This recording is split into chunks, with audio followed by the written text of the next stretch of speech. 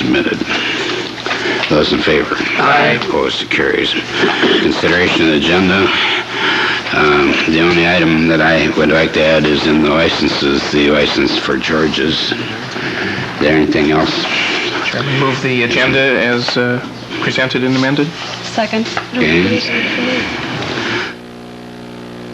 On that motion, those in favor? Aye. Opposed? It carries.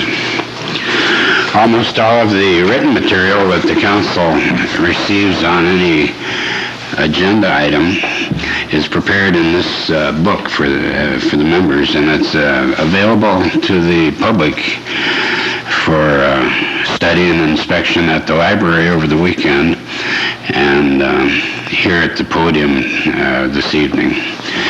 If we move too quickly on any question that's of particular concern to you or fail to explain our action, the council would like you to raise your hand and let us react to whatever that question might be.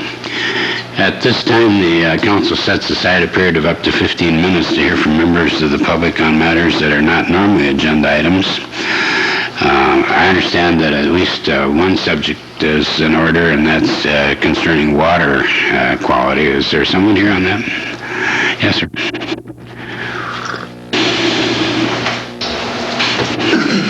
Good evening. My name is Jim Bauer.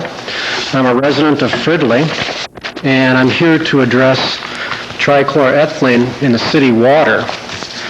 Now, it's only fair to talk a little bit about my particular interest, to give a little history, go on public record as far as the history of trichloroethylene in the water. My interest started 3 years ago when I developed cancer, and followed by major surgery, followed by a year of chemotherapy.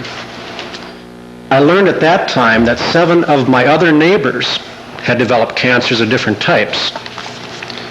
All the people had lived in this area an average of 7.5 years, and were all in their mid-30s. We're all in a 3-block radius. I then wondered what the common denominator was between all these people. And certainly one of the things that's between people in a community is the water system. So I had my own independent study done at my own cost on November of '86, and the study came back showing trichloroethylene. And at that time, it said that the levels found were outside the maximum contaminant level set by the Safe Drinking Waters Act. That's in your packet. Okay, set by the Safe Drinking Water Act. Okay, at that time I contacted John Flora on 1/24/87, and my phone conversation went something to the effect of, I told John there's trichloroethylene in the water, and he said there's no such thing like that in our city water. He paused and said, "How did you know that?" And I told him about my independent study. I then by phone called Mayor Nee, who at that time suggested that I talk to John Flora, which I followed up with a letter, and the letter's in your packet, followed up by his response on January 28th, '87. I later learned by way of Rick Clark, Minnesota Department of Health, that the state, nor the city had actually taken on or embraced the federal guidelines, and the state guidelines for trichloroethylene are 5 parts per billion, and this was to be in effect as of January 9th, 1989. Now I assumed at this time that the city would have this addressed and fall within the guidelines. But then there came an article in the Fridley Focus, and that was dated September 20th, 1989. And literally this article, the information in this article is literally full of holes and won't hold water. It said that the ground, there is this, the trichloroethylene in the groundwater has become a study this month. The study began September of '89. I have here before me, it's also in your packet, a letter to this council from the Minnesota Department of Health dated February 19th, 1988, saying that these guidelines will be coming into effect, and this letter is to give the city advance notice that these will be in effect. The article goes on to say that the level of trichloroethylene was 30 parts per billion. Okay, a letter to John Flora, dated August 23rd, 1988, shows the levels of trichloroethylene in well number 6 are 9.8, well number 7, 9.6, well number 8, 1.5, and well number 9, 11. It goes on to say we found trichloroethylene in the first study. We're just doing a detailed analysis. Letter to this council, dated February 13th, 1985. The study shows trichloroethylene in the city drinking water. Jim, what letter? I'm trying to. I can't find that in I this. can't find the letters you're referring to. February 19th. Your right-hand side, it is. Okay. and they're all stapled together. The one from Gary England. And you mentioned 30 parts per billion, or I can't find Okay, it. 30 parts per billion is in the article. Oh, it's not in the letter. It's in the article. That's what it states in the article. The letter dated from the Minnesota Department of Health, what dated article? August 23rd, 89, the last paragraph says, in order for the city to continue with meeting 5.0 parts per billion maximum contaminant levels. That's where that came from. And up until this time, I was told by the health department that these measurements were to be taken at the wellhead. Now the picture changes a little bit, and I received information, it's also in this letter, that it's at the mixing station. Now, unfortunately, I think we have a situation here that is similar to the situations that I face with Medicare every day, that the federal guidelines give the state the opportunity to interpret the law, essentially, in some situations, rewrite the law. My concern is this. My personal feeling, and many other people's feelings, is trichloroethylene is not safe at any level. It is a known carcinogen. There's a study in your packets from the federal government stating this. At one time, low levels of radiation were not considered hazardous, but we are still seeing results of that in Japan, from Hiroshima. We have something called thalidomide that was once considered non-toxic, and we now are seeing the results of that. Tobacco at one time was not considered harmless, and recent studies show that nicotine will make any tumor in the body grow rapidly, even though that the tobacco companies still find a physician every year to state there's no correlation between that. I guess my point is that we feel that trichloroethylene is not safe at any level. And so we have a petition here, which I'm going to present. It's 101 signatures, stating that we, the undersigned, concerned residents of Fridley, want the city to take immediate action to eliminate the trichloroethylene in our drinking water.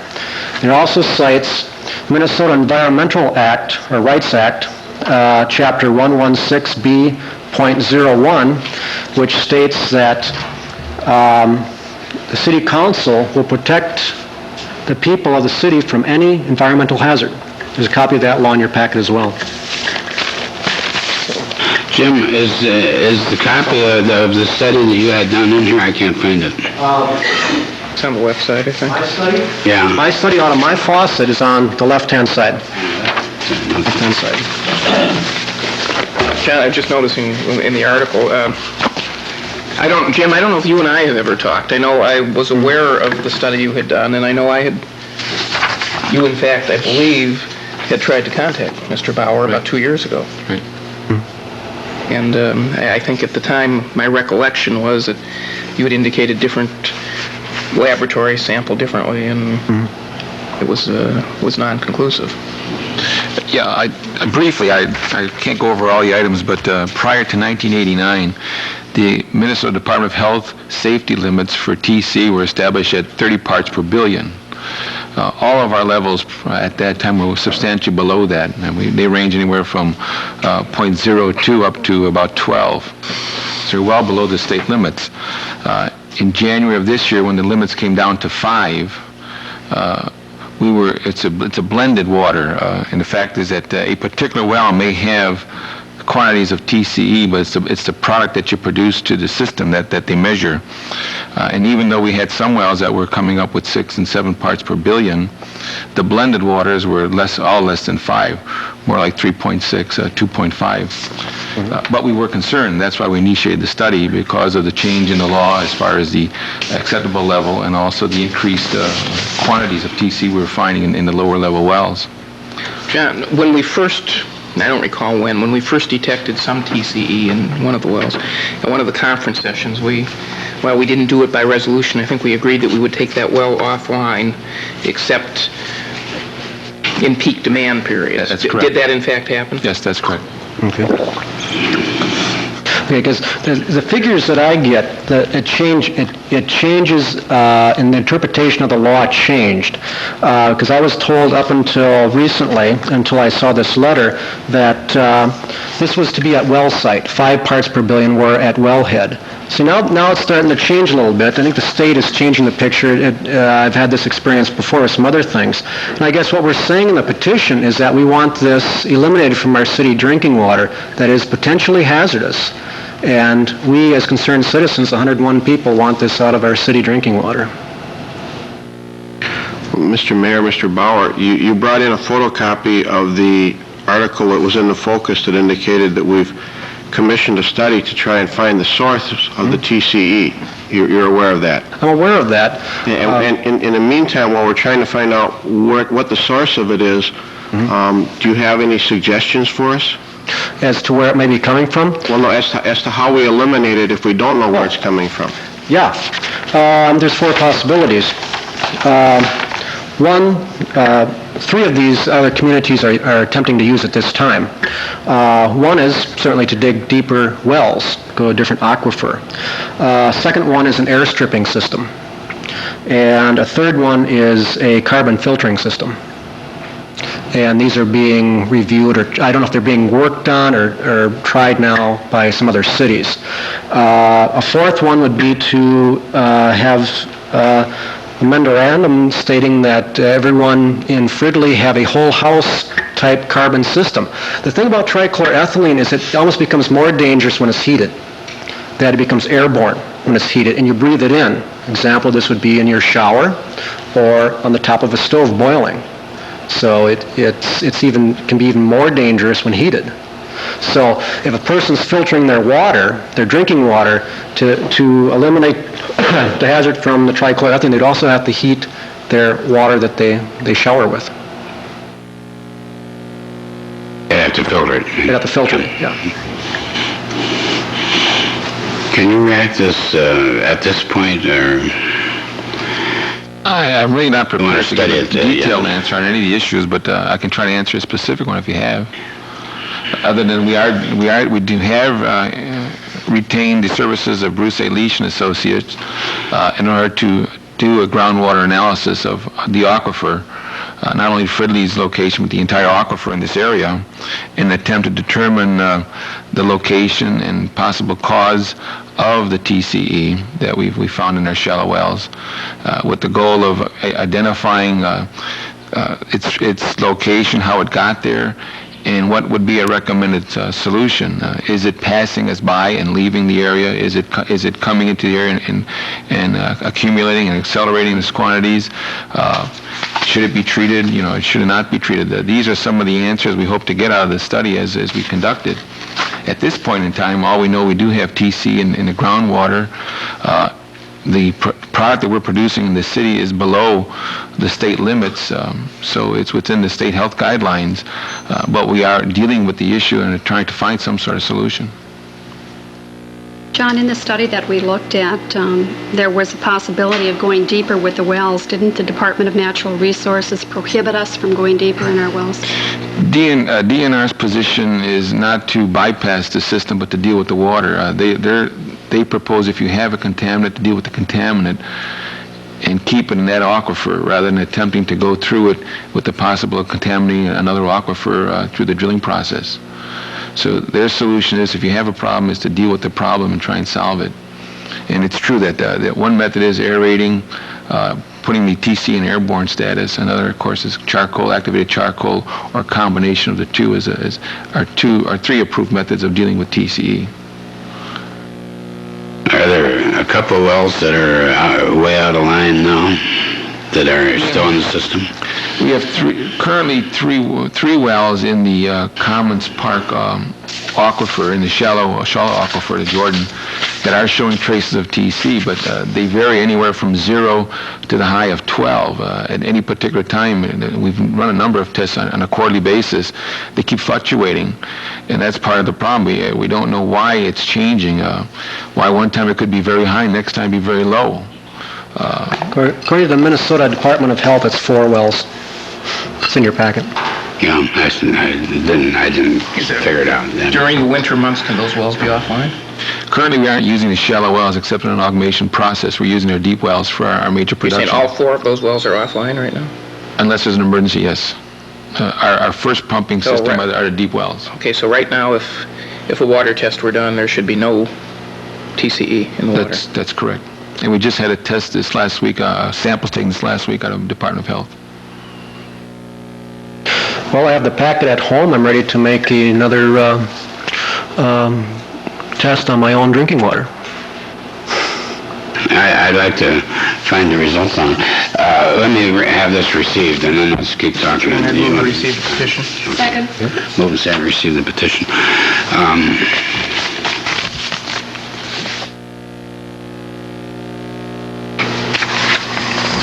So right now and up until summer, is it fair to say that those wells won't be in production? I think that's a safe statement. And then they would go into production if they were within range, mainly to fill out the demand for grass watering, is that it? That's correct. So if we shut them down, the only real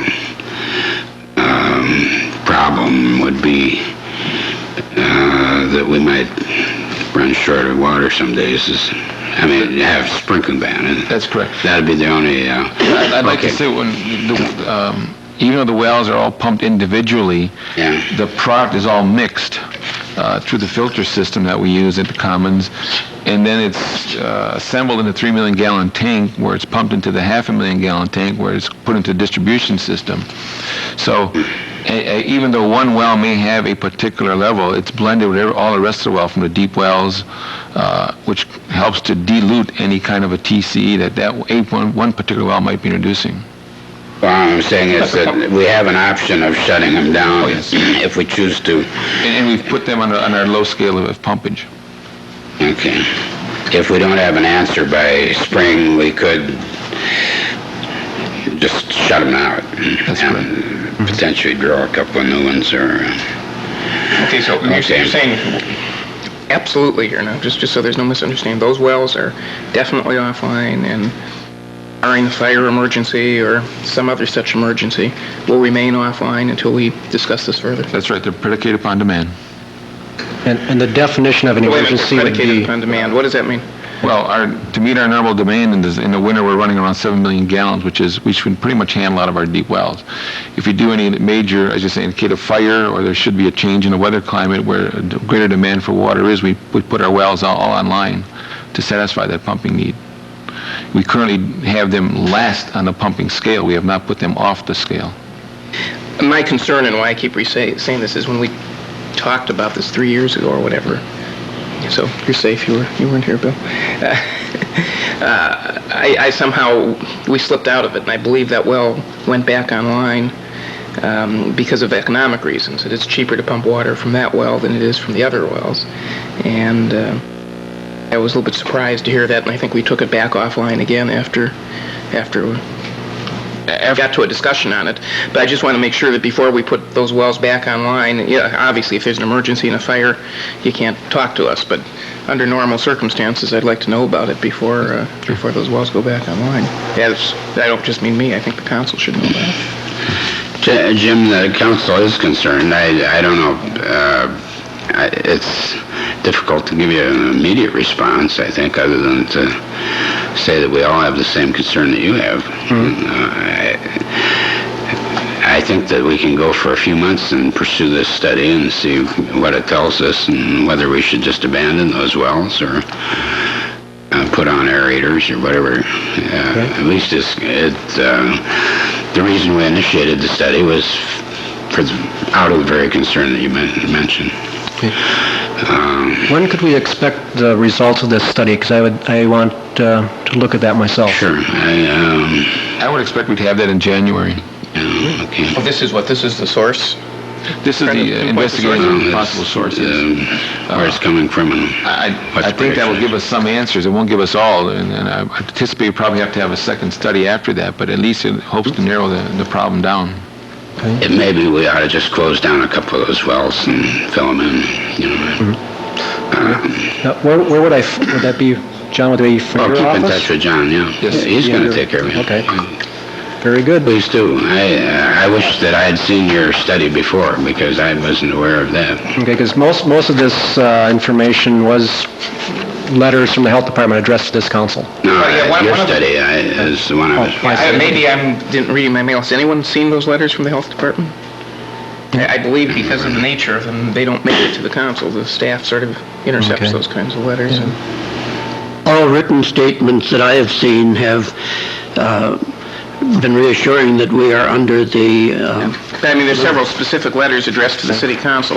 But primarily what we see are memos But from staff. I've never, and I could be wrong on it if I go through my files, but I don't recall having ever seen those specific memos. And Mr. Fitzpatrick, you may want to read then the February 19th, 88 one later, and then the August 23rd, 1989 letter. That's in your Those packet. will you repeat those dates? Okay, August 23rd, 89, and February 19th of 88. Now, where is the August 23rd memo here? They're in the staple packet. Staple packet. August 23rd. Thank you. Here it is, okay. Okay, that's to John. Okay. The one to John, you mean? Right. Is that what you're talking about?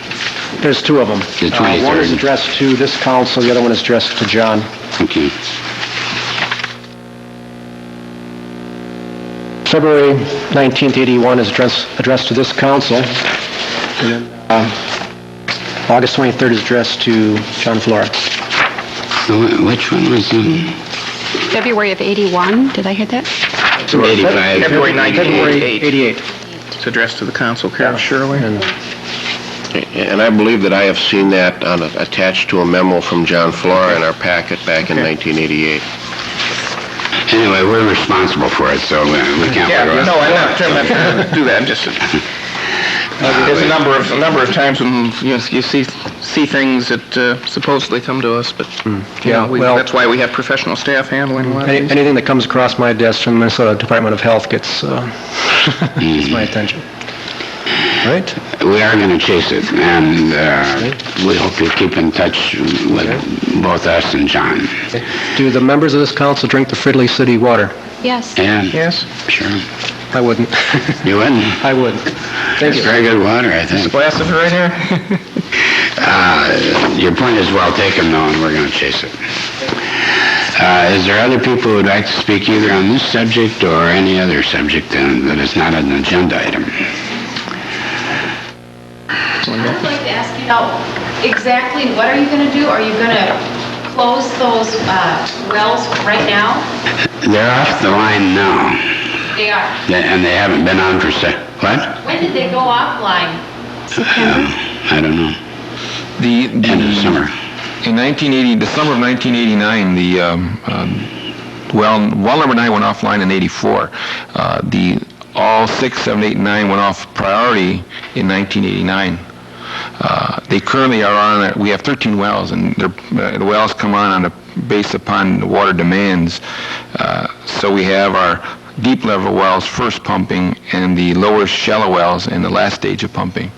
So based upon the pumping sequence and demand is which wells come on. But they wouldn't have been on in the fall. Can you... During the winter months, we normally satisfy our demand through our deep wells. Okay, so those wells with those high levels are off now. That's right. And remain off until we... figure it out, yeah. We're gonna figure it out before summer, and one way or another, they won't be causing a problem. If an emergency... Before they would normally come on, yeah. If summer comes and we still don't know where it's coming from, will the wells be turned back on for sprinkling? Or would we get a filtering system for the city? Do you know? I don't think we can, why don't you come on up, and so we can...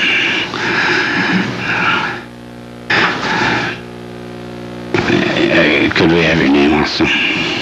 I just wanted to ask you if summer comes and he stated that he only turns those on for emergencies. What if we haven't reached a conclusion as far as where this stuff is coming from and people want water?